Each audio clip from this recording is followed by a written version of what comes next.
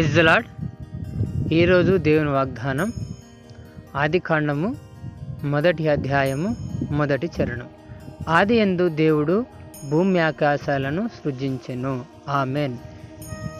దేవుడు మనతో మాట్లాడుతున్నటువంటి అతి శ్రేష్టమైనటువంటి మాటలు ఇదిగో. ఎందుకంటే దేవుడు ఆదియందు భూమి ఆకాశాలను శూన్యం నుంచి సృజించినట్టుగా మనము లేఖన భాగం ద్వారా గమనించవచ్చు. కాబట్టి ఇదిగో, ఎందుకంటే ఈ లేఖన భాగం మన జీవితంలో అనేకమైనటువంటి పాఠాలను దేవుడు నేర్పించాలని ఆశపడుతున్నాడు. ఎందుకంటే మన చుట్టూ ఉన్నటువంటి పరిస్థితులు అటువంటి అంధకారమైనటువంటి పరిస్థితులు కావచ్చు.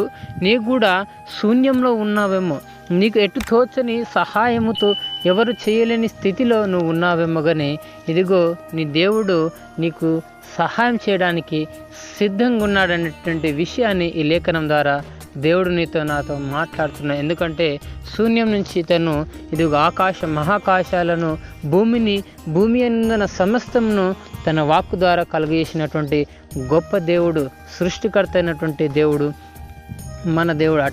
అంత గొప్ప దేవుని మనం కలిగి ఉన్నాం.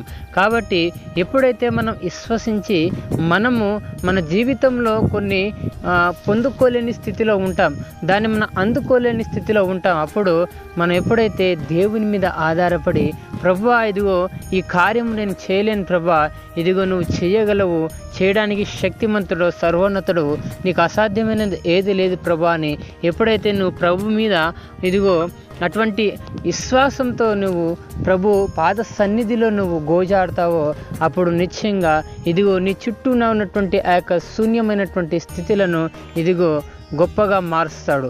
అంత మాత్రమే కాదు, ఇదిగో నీ జీవితంలో గొప్ప కార్యాలను జరిగించడానికి దేవుడు సిద్ధంగా ఉంటాడు. ఎటువంటి సమస్య ఉన్నా, నీకు ఆర్థిక సమస్య ఉన్నా, అనారోగ్య సమస్య ఉన్నా, పిల్లలున్నా లేకపోయినా, ఇదిగో మరి కోర్టు సమస్యలున్నా, ఎటువంటి సమస్యలున్నా దేవుడు నీకు నాకు విడుదలనివ్వడానికి సిద్ధంగా ఉన్నాడనేటువంటి విషయాన్ని ఈ లేఖనం భాగం ద్వారా మనతో మాట్లాడుతున్నాడు. ఎందుకంటే తను వాక్కు ద్వారానే సమస్తాన్ని కలిగించాడు. ఇదిగో దేవుడు ఒక మాటను నీ జీవితంలో పంపించాడంటే నిశ్చయంగా ఆ యొక్క కార్యాన్ని నిశ్చయంగా వాక్యమైన దేవుడు జరిగించి ముగించువాడు ఉన్నాడు. కాబట్టి నిశ్చయంగా అటువంటి వాగ్దానాల్ని మనం పొందుకోవడానికి సిద్ధంగా ఉన్నాం. ఎందుకంటే మనం ఎందుకు పొందుకోలేకపోతున్నాం మన జీవితంలో అంటే మనం విశ్వసించలేకపోవడం వల్లనే అటువంటి కార్యాలను మనం చూడలేకపోతున్నాం. ఎందుకంటే నమ్ముటైతే నమ్మువారికి సమస్తము సాధ్యమైనటువంటి విషయాన్ని వాక్యమైన దేవుడు మనతో మాట్లాడుతున్నాడు.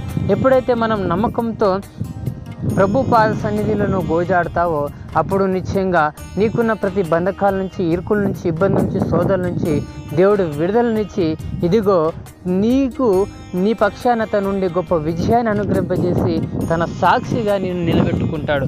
కాబట్టి ఇదిగో అటువంటి విశ్వాసంతో మనం ఉన్నప్పుడు మన యొక్క పరిస్థితులన్నింటినీ, తారుమారైనటువంటి పరిస్థితులను కూడా స్థిరంగా చేసి గొప్ప పాత్రగా నన్ను దేవుడు ఈ రోజు నుంచి నిశ్చయంగా వాడుకొనును గాక.